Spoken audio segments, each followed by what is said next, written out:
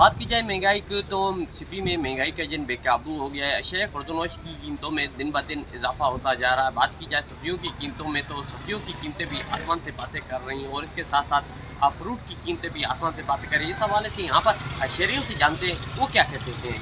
अभी हम लोग मजदूर आदमी है, दिन का 400-500 रुपये मजदूरी करके दिहाड़ी कमा लेते हैं। अभी जब आए घर की तरफ तो क्या लेने के लिए जाए, सब जब जाते हैं सब्जी की तरफ तो तूरी भी 100 रुपये किलो है, जब भिंडी की तरफ जाते हैं वो भी 150 में किलो चल रही है।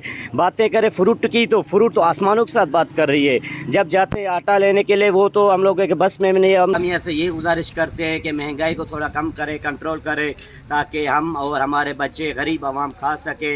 महंगाई ने हमारे के कमर तोड़ कर रखी है।